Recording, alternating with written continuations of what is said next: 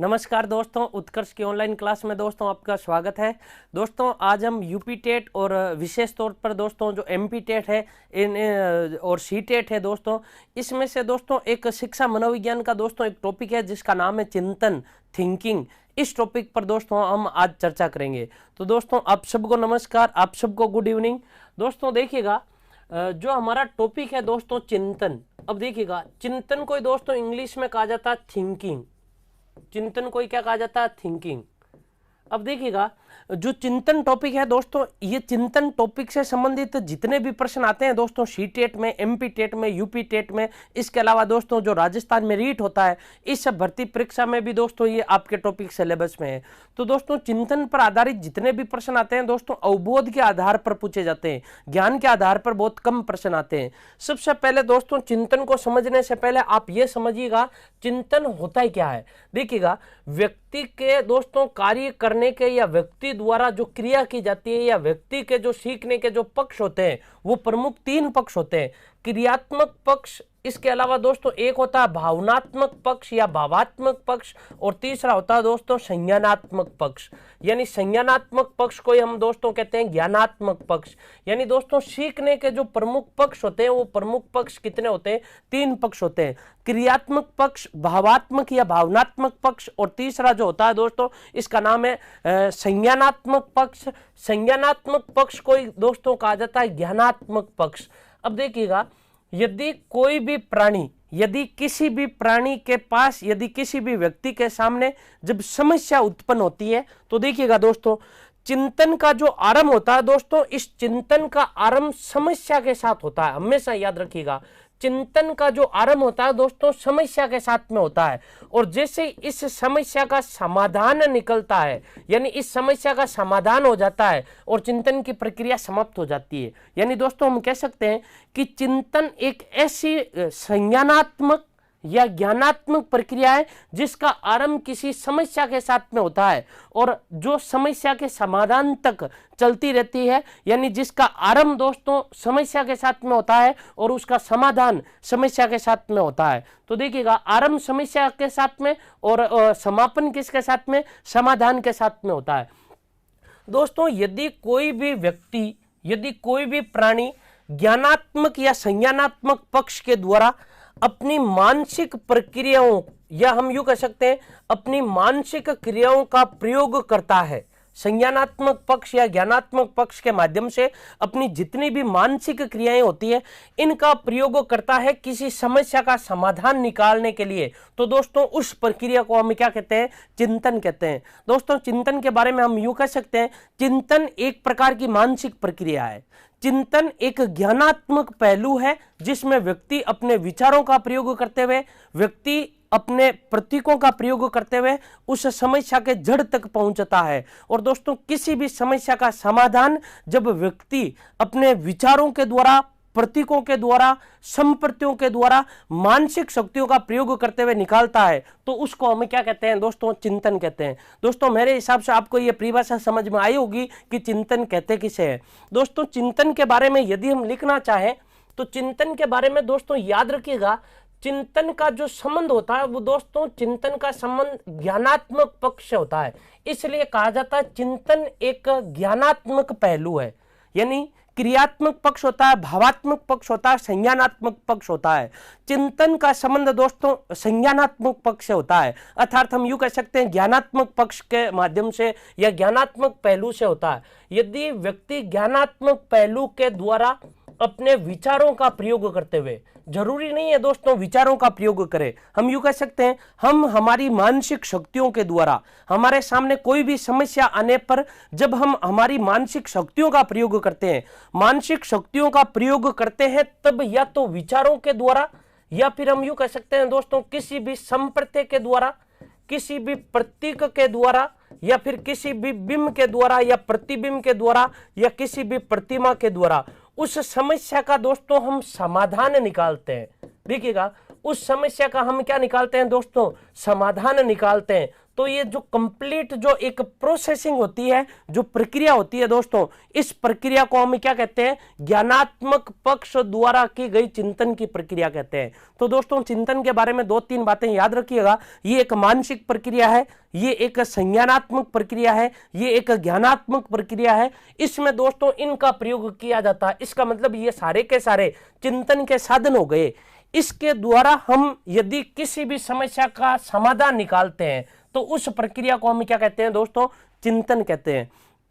दोस्तों एक मनोवैज्ञानिक है जिनका नाम है रोस ने परिभाषा दी है दोस्तों कि जितने भी हम मानसिक प्रक्रिया से संबंधित पहलू होते हैं उस पहलू को हम क्या कहते हैं दोस्तों, चिंतन कहते हैं।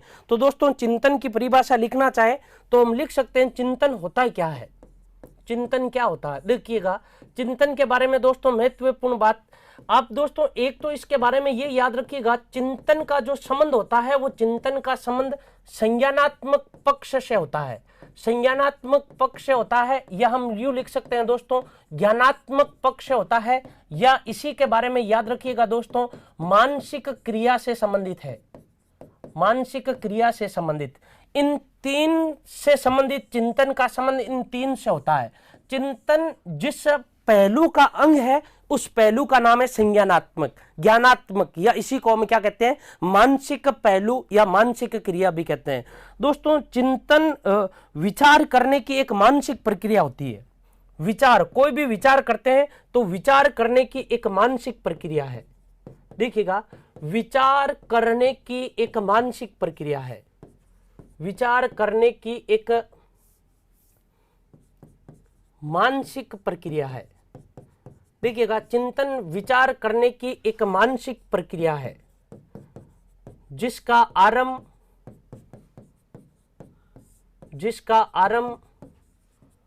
समस्या के साथ होता है, जिसका आरंभ समस्या के साथ होता है, जिसका आरंभ समस्या के साथ होता है तथा समस्या के अंत तक चलती तथा समस्या के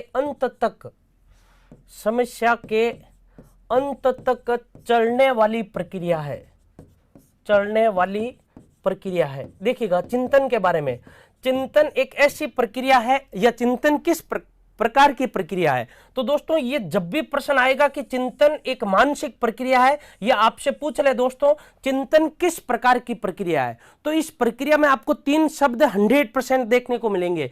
चिंतन एक संज्ञानात्मक प्रक्रिया है, या फिर चिंतन एक ज्ञानात्मक प्रक्रिया है, या फिर चिंतन एक मानसिक प्रक्रिया है। यानी ये दोस्तों विचार के माध्यम से हो सकती है। यानी मानसिक प्रक्रिया संपन्न किसके द्वारा होगी, हम किसको कहेंगे कि हम इस मस्तिष्क से मानसिक प्रक्रिया कर रहे हैं। यदि दोस्तों हम प्रयोग करेंगे विचार का, यदि हम प्रयोग विचार के द्वारा, यदि हम प्रयोग करते हैं दोस्तों किसी भी प्रतिमा का, यदि हम प्रयोग करते हैं किसी भी प्रतीक का, और यदि हम प्रयोग करते हैं किसी भी बिंब का, या हम यूं कह सकते हैं संप्रत्यय का, तो ये दोस्तों जितने भी होते हैं ये चिंतन के सभी साधन होते हैं। इनके द्वारा जब भी हम यूं कह सकते हैं अपनी मानसिक प्रक्रिया का जब हम प्रयोग करते हैं किसी समस्या का समाधान निकालने के लिए, तो समस्या के साथ ही चिंतन की प्रक्रिया आरंभ होती है, और जैसे ही उस समस्या का समाधान निकलता है चिंतन की प्रक्रिया क्या हो जाती है, समाप्त हो जाती है। एक विद्यार्थी पूछते हैं स्कीमा क्या होता है। दोस्तों स्कीमा जो शब्द है दोस्तों वो मूलतः जीन पियाजे द्वारा दिया गया था। जीन पियाजे ने कहा कि जो क्रियाएं मस्तिष्क से जुड़ी हुई रहती है उसका इन्होंने नाम क्या दिया कि छोटे छोटे बच्चे जो भी क्रियाएं करती है उन क्रिया का संबंध किससे होता है, उन क्रियाओं का संबंध मस्तिष्क से होता है। वो क्रियाएं मस्तिष्क के साथ में जुड़ी हुई रहती है, उसके लिए जीन पियाजे ने स्कीमा शब्द दिया था। एक विद्यार्थी पूछ रहे हैं कि ज्ञान और संज्ञान में क्या अर्थ होता है।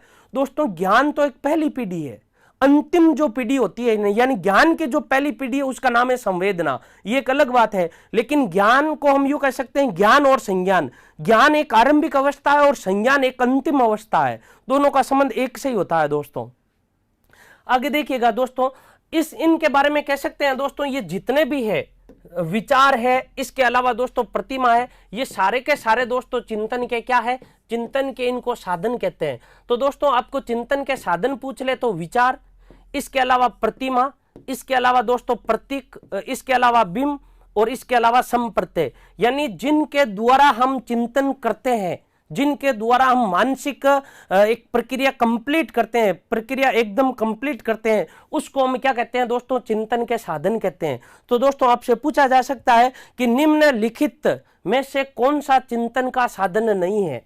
देखिएगा एक बार आप इसको ध्यान रखिएगा। सीमा जी यादव पूछ रहे हैं स्कीमा के बारे में विस्तार से बताइए।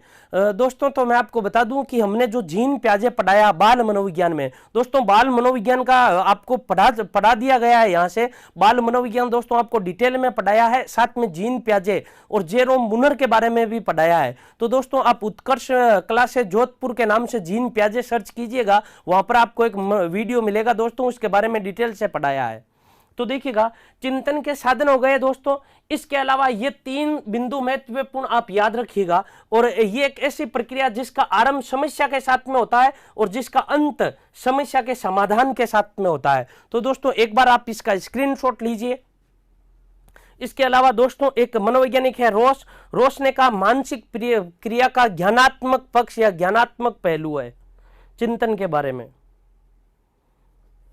तो देखिएगा दोस्तों मनोवैज्ञानिक है जिनका नाम है रोस, रोस ने चिंतन की परिभाषा क्या दी है।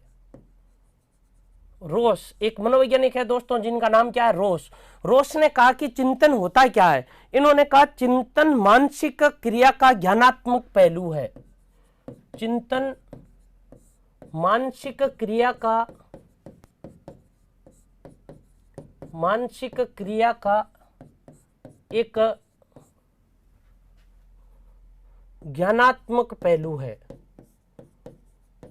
एक ज्ञानात्मक पहलू है।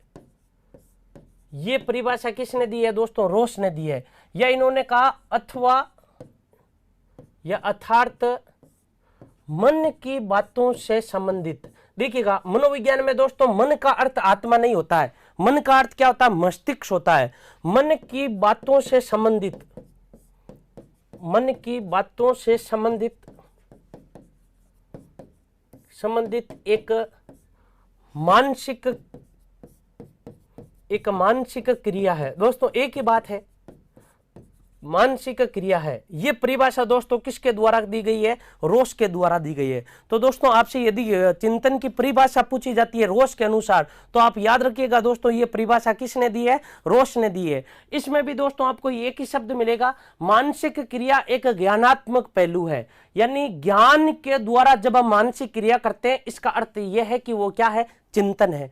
मन की बातों से संबंधित, मन का अर्थ मनोविज्ञान में क्या होता है, मस्तिष्क होता है। और मस्तिष्क की जितनी भी बातें होती है, या हम यूं कह सकते हैं मस्तिष्क की जितनी भी प्रक्रियाएं होती है, हमारे मानसिक जितने भी बिंदु होते हैं, विचार हो, प्रतिमा हो, बिंब हो, इनकी बातों से यदि संबंधित हम कोई भी क्रिया करते हैं तो वो क्रिया मानसिक क्रिया कहलाएगी। या मस्तिष्क के द्वारा जब हम ज्ञान के आधार पर कोई भी क्रिया करते हैं तो उसको हम क्या कहते हैं दोस्तों, चिंतन कहते हैं। दोस्तों ये तो था चिंतन। अब पढ़ते हैं दोस्तों जो चिंतन होते हैं वो चिंतन के प्रकार कितने होते हैं, इसके बारे में दोस्तों चर्चा करते हैं। तो दोस्तों एक बार आप इसका स्क्रीनशॉट लीजिए। यदि आपसे रोज से परिभाषा पूछी जाती है तो परिभाषा क्या होगी।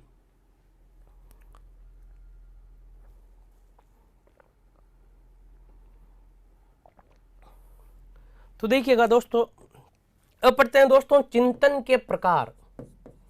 चिंतन के प्रकार, चिंतन के प्रकार दोस्तों याद रखिएगा चिंतन के कुल 4 प्रकार होते हैं। चिंतन के कुल कितने प्रकार होते हैं, 4 प्रकार होते हैं।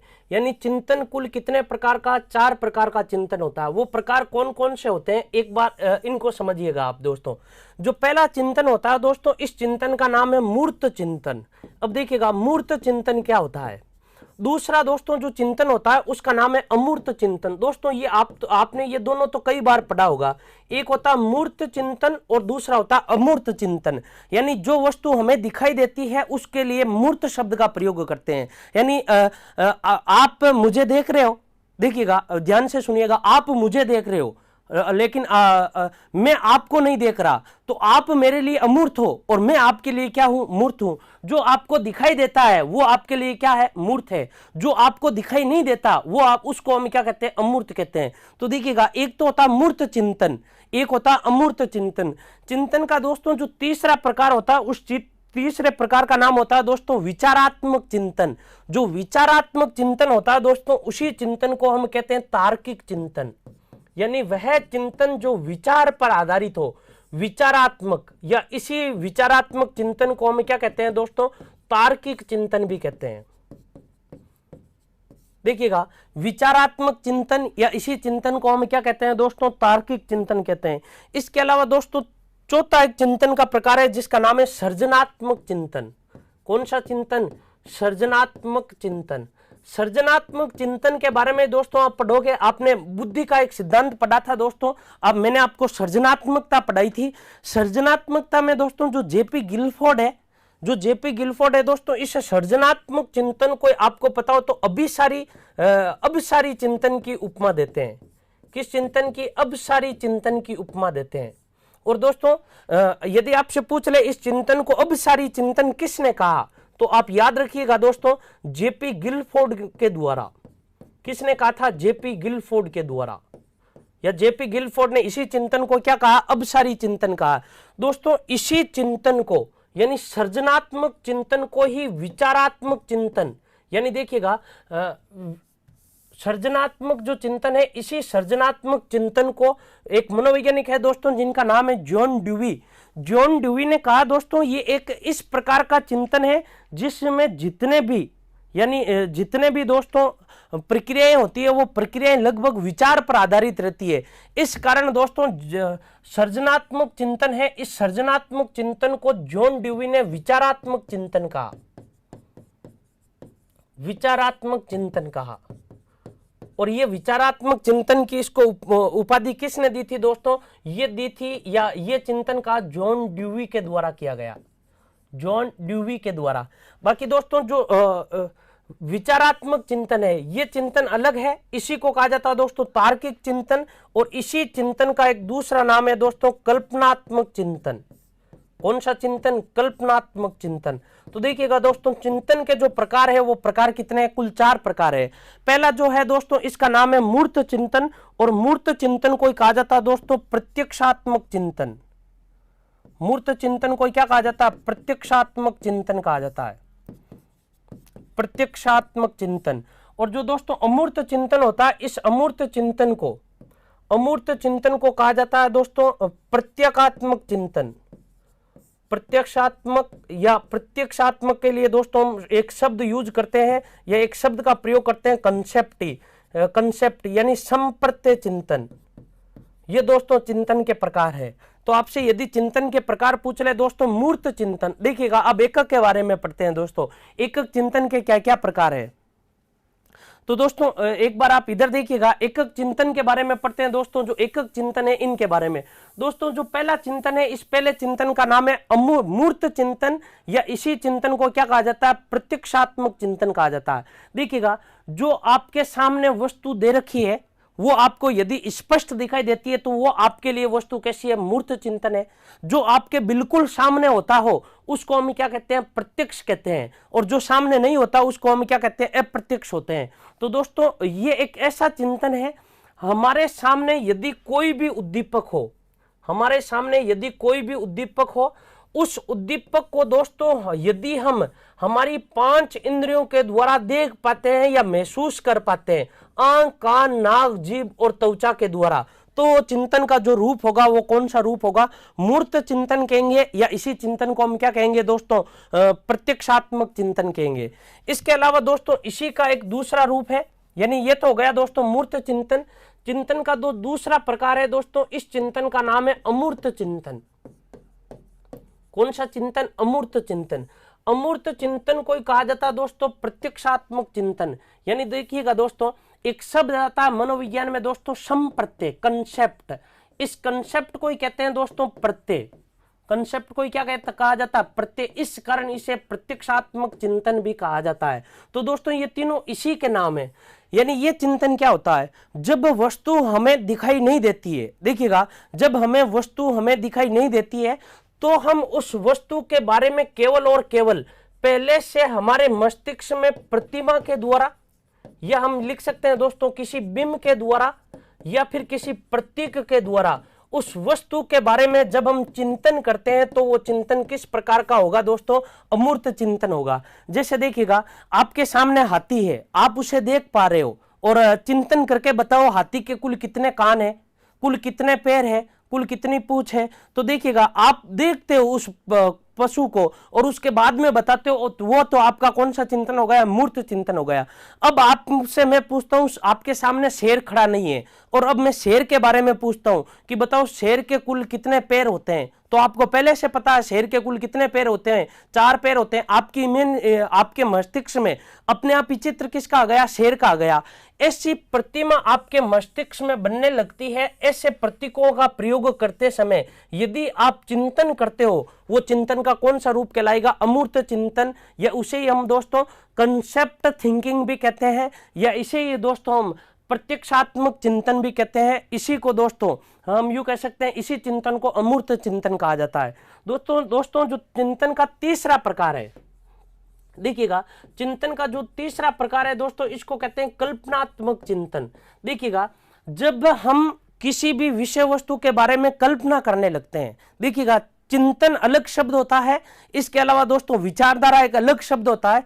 किसी भी विषय वस्तु के बारे में या किसी भी समस्या का समाधान निकालने के लिए, किसी भी समस्या का समाधान निकालने के लिए उस समस्या के प्रति जब हम कल्पना करने लगते हैं मानसिक शक्तियों के द्वारा, तो वो जो चिंतन है वो चिंतन कैसा कहलाएगा, कल्पनात्मक चिंतन कहलाएगा। नंबर दोस्तों जो 4 है उसका नाम है सृजनात्मक चिंतन। देखिएगा, सृजनात्मक चिंतन होता है क्या है, देखिएगा, सृजनात्मकता का अर्थ क्या होता है दोस्तों, एकदम नवीन लेकिन वो उपयोग योग्य हो। हम एक ऐसा चिंतन करते हैं जो सभी जितने भी चिंतन करने वाले व्यक्ति होते हैं या सब व्यक्तियों से जब वो हटकर होता है, बिल्कुल अलग होता है, यूनिक होता है, अनोखा होता है, तब उस चिंतन को हम क्या कहते हैं दोस्तों, सृजनात्मक चिंतन भी कहते हैं। तो दोस्तों ये चिंतन के जो प्रकार थे, वो चिंतन के कुल कितने प्रकार थे, 4 प्रकार थे।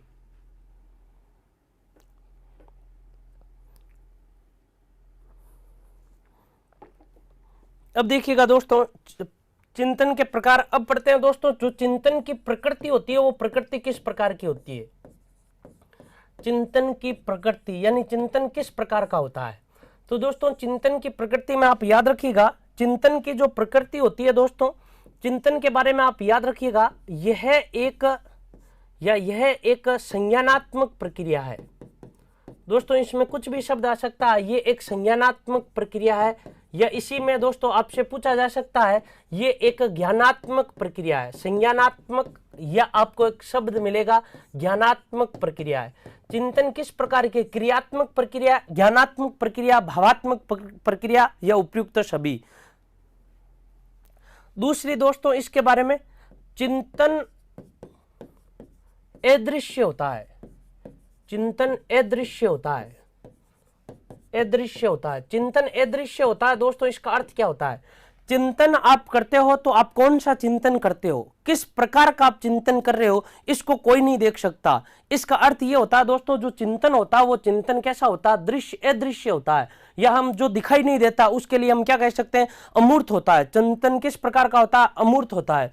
इसके अलावा दोस्तों चिंतन के दौरान, या चिंतन एक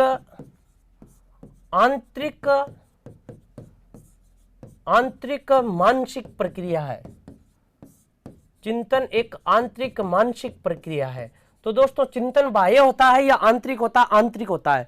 चिंतन किस प्रकार की प्रक्रिया है, तो चिंतन के बारे में याद रखिएगा दोस्तों, चिंतन एक प्रकार की मानसिक प्रक्रिया है। यानी चिंतन दोस्तों कभी भी शरीर के अंगों के द्वारा नहीं किया जाता है, चिंतन मस्तिष्क में किया जाता है, यानी मस्तिष्क के द्वारा होता है, यानी मानसिक शक्तियों के द्वारा होता है या मस्तिष्क की शक्तियों के द्वारा होता है। इसलिए हम चिंतन के बारे में क्या कहते हैं, चिंतन एक प्रकार की कैसी क्रिया है, मानसिक प्रक्रिया है। दोस्तों चिंतन के दौरान बाह्य क्रियाएं लगभग बंद हो जाती है, चिंतन के दौरान बाह्य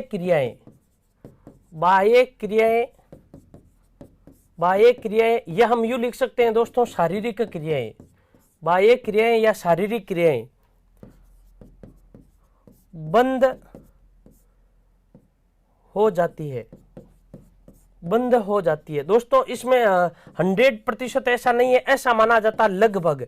चिंतन करने के दौरान जितनी भी दोस्तों बाह्य प्रक्रियाएं होती है या बाह्य जितने भी क्रियाएं होती है या जितनी भी शारीरिक क्रियाएं होती है वो सभी शारीरिक क्रियाएं क्या हो जाती है, बंद हो जाती है। जैसे आप चिंतन करने के लिए बैठे हो तो दोस्तों आप 4 या 5 कार्य एक साथ में नहीं कर सकते। आप मान लीजिए कुछ नोट्स बना रहे हो, कुछ लिख रहे हो पेन से, तो दोस्तों आप पेन से लिख भी रहे हो और चिंतन भी कर रहे हो, ऐसा नहीं हो सकता। तो दोस्तों जब भी आप चिंतन करते हो तो जो बाह्य क्रियाएं होती है या शरीर के द्वारा जो भी क्रियाएं की जाती है वो क्रियाएं क्या हो जाती है, बंद हो जाती है। इसके अलावा दोस्तों ये एक आंतरिक प्रक्रिया है, ये याद रखिएगा।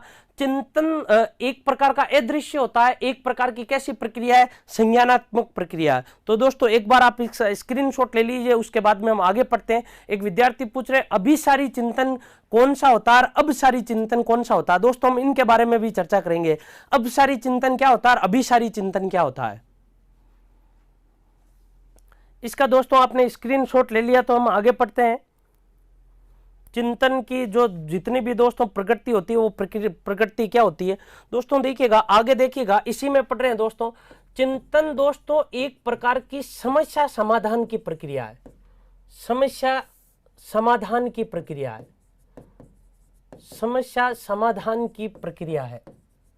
चिंतन किस प्रकार की प्रक्रिया है, समस्या समाधान की प्रक्रिया है। दोस्तों इसके बारे में हम पहले भी चर्चा कर चुके हैं। चिंतन का आरंभ समस्या के साथ में होता है। जब भी किसी भी समस्या का आरंभ होता है तो दोस्तों आरंभ क्या होता है, चिंतन। समस्या के साथ में चिंतन का आरंभ, और जैसे इस चिंतन के द्वारा उस समस्या का हम समाधान निकालते हैं तो वो चिंतन क्या हो जाता है, समाप्त हो जाता है। एक विद्यार्थी पूछ रहे हैं चिंतन के कुल कितने प्रकार होते हैं। दोस्तों चिंतन के 4 प्रकार होते हैं, याद रखिएगा। चिंतन के जो कुल प्रकार होते हैं वो कितने प्रकार होते हैं, 4 प्रकार होते हैं। एक महोदय था हुजोज, उन्होंने चिंतन के दोस्तों 4 प्रकार बताए थे।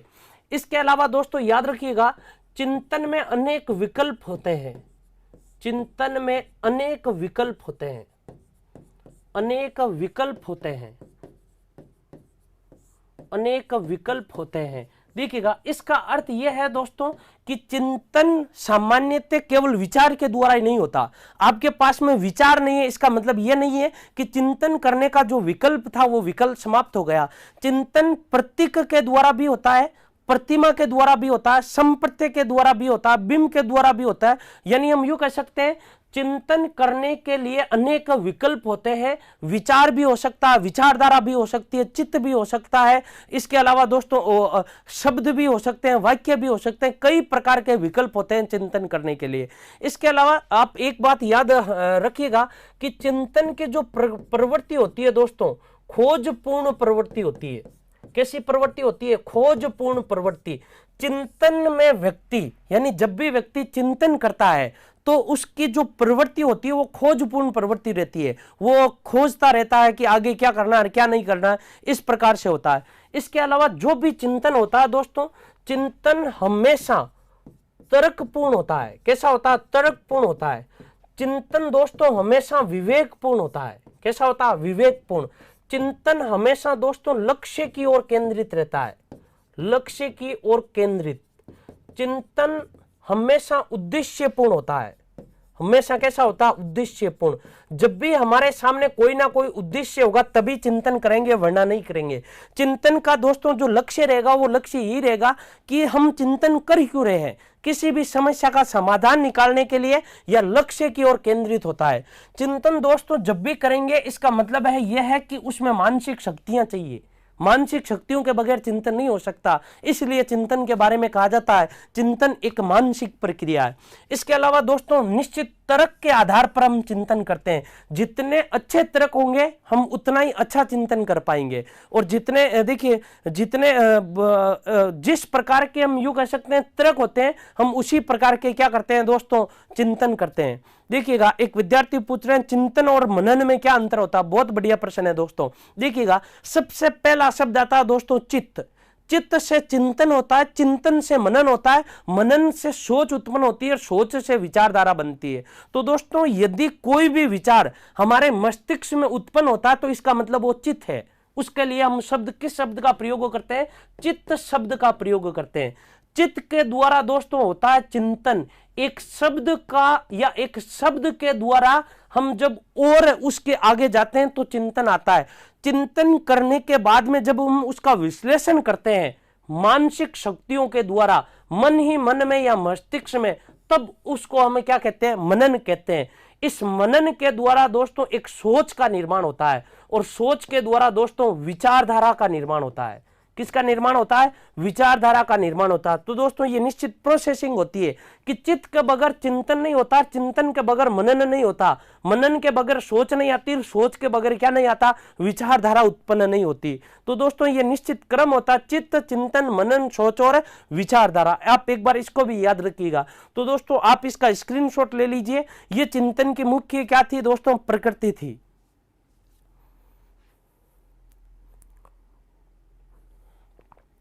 आगे देखिएगा दोस्तों, एक विद्यार्थी ने एक प्रश्न पूछा है कि जो अभिसारी होता है, अभिसारी क्या होता है? देखिएगा अभिसारी क्या होता है। इसके अलावा दोस्तों एक अभिसारी होता है, वो अभिसारी क्या होता है? अभिसारी और अभिसारी, अभिसारी और एक दूसरा होता है दोस्तों अभिसारी। देखिएगा इन दोनों में अंतर क्या होता है दोस्तों? आपने लेंस देखे होंगे, एक लेंस होता अभिसारी लेंस, एक लेंस होता अभिसारी लेंस। उसी प्रकार से दोस्तों ये मान लीजिए दोस्तों दो प्रकार के लेंस है हमारे पास में, एक लेंस है दोस्तों अभिसारी लेंस और दूसरा लेंस है अभिसारी लेंस। अब देखिएगा ये दोनों किस प्रकार से कार्य करते हैं दोस्तों। यदि इस लेंस पर यदि कोई किरण पड़ती है या कोई किरण गिरती है या कोई किरण आर पार निकलती है, तो दोस्तों आर पार निकलने के बाद में ये जितनी भी किरणें गिरेगी वो निश्चित एक बिंदु पर आकर गिरेगी, निश्चित एक बिंदु पर आकर गिरेगी। देखिएगा ये निश्चित जो बिंदु पर आकर गिरती है दोस्तों वो इसमें होता है अभिसारी में। देखिएगा तीन किरणें आ रही है और तीन किरणें इस लेंस को पार करने के बाद में एक निश्चित बिंदु पर आकर गिरती है, इस प्रकार से आगे चलती है। जबकि दोस्तों जो अभिसारी होता है, अभिसारी में क्या होता है कि ये जो किरणें होती है दोस्तों, ये किरणें जितनी भी किरणें गिरेगी वो सभी किरणें अलग अलग दिशाओं में जाएगी। देखिएगा जिस चिंतन का रूप इस प्रकार का हो उसको हम कहते हैं अभिसारी चिंतन, और जिस चिंतन का रूप इस प्रकार का हो उसको हम कहते हैं अभिसारी चिंतन। जैसे मैं आपसे प्रश्न पूछता हूं दोस्तों कि बताइए मध्य प्रदेश की राजधानी कहां है? सभी से मध्य प्रदेश की राजधानी कहां है? तो आपका सबका जवाब एक ही आएगा, पिंग पॉइंट पर आकर जवाब मिलेगा। और दोस्तों जिसमें पिंग पॉइंट पर एक निश्चित जवाब हो, यानी इसमें आपने कुछ नया क्या किया है, सबका एक ही जवाब है, तो उस चिंतन को हम क्या कहते हैं दोस्तों? अभिसारी चिंतन कहते हैं। दूसरा मैं आपसे यह प्रश्न पूछता हूं दोस्तों, मैं आपसे पूछता हूं कि आप लखनऊ के बारे में आप क्या जानते हो? तो दोस्तों किसी या किन्हीं दो विद्यार्थियों का जवाब एक जैसा नहीं होगा, सब विद्यार्थी अलग अलग बात बताएंगे। कि कई विद्यार्थी ये बताएगा लखनऊ में ये है, या कई विद्यार्थी ये बताएंगे लखनऊ का इतिहास ये है, क्या लखनऊ का ये प्रसिद्ध है। जब हमारे विचार अलग अलग दिशाओं में जाते हो, सबके विचार एक दूसरे से भिन्न हो, दोस्तों इसी को हम सृजनात्मकता कहते हैं। इसी को हम क्या कहते हैं? सृजनात्मकता कहते हैं। जो सृजनात्मक चिंतन होता है दोस्तों, वो सृजनात्मक चिंतन हम किसको कहते हैं? अभिसारी चिंतन को कहते हैं। यानी जो जितना फैला हुआ होता है, जितना फैला हुआ होता है उसको हम क्या कहते हैं? अभिसारी कहते हैं। और जितना केंद्रित होता है, एक ही केंद्र बिंदु पर मिलता है, उसको हम क्या कहते हैं दोस्तों? अभिसारी चिंतन कहते हैं। तो दोस्तों आज हमने ये पढ़ा था चिंतन क्या होता है, चिंतन के कौन कौन से साधन होते हैं, चिंतन की प्रकृति किस प्रकार की होती है, चिंतन के कौन कौन से प्रकार होते हैं। दोस्तों आप इस वीडियो को एक बार पुनः देखिएगा। कल हम चिंतन से संबंधित और महत्वपूर्ण बातों पर दोस्तों चर्चा करेंगे। और उसके बाद में दोस्तों आपके जितने भी यूपी टेट के हैं, जितने भी एमपी टेट के दोस्तों, आपके जितने भी मनोविज्ञान के या शिक्षा मनोविज्ञान के जितने भी टॉपिक है, सी टेट के दोस्तों, डेली मनोविज्ञान की एक क्लास आपके लिए रहेगी 6 बजे या 7 बजे, जो भी टाइम होता है दोस्तों एक दिन पहले शेड्यूल में डाल दिया जाता है, तो आप उसमें देख लीजिएगा। हम डेली एक क्लास पढ़ेंगे। और दोस्तों आप एक काम ये भी कीजिए दोस्तों, जितने भी एमपी में है, देखिएगा एक विद्यार्थी का कमेंट आ रहा है, सामाजिक विकास में जेंडर और लिंग की जो भूमिका होती है, ये दोस्तों मध्य प्रदेश स्टेट में, इनके बारे में भी दोस्तों हम पढ़ेंगे। तो दोस्तों जितने भी मध्य प्रदेश के विद्यार्थी हैं, जितने भी उत्तर प्रदेश के विद्यार्थी हैं या अन्य राज्यों से भी जो विद्यार्थी है, आप दोस्तों इस वीडियो को अपने राज्य में अधिक से अधिक शेयर कीजिएगा, अधिक से अधिक लाइक कीजिएगा। दोस्तों हम कल फिर मिलते हैं एक इसी टॉपिक के बारे में दोस्तों हम कल फिर चर्चा करेंगे दोस्तों। तब तक के लिए दोस्तों नमस्कार। Click on the subscribe button to subscribe to our channel. Press the bell icon on the YouTube app and never miss another update. Download Utkarsh Classes Jodhpur app from the Play Store for more PDF materials, online classroom programs, and attractive combos.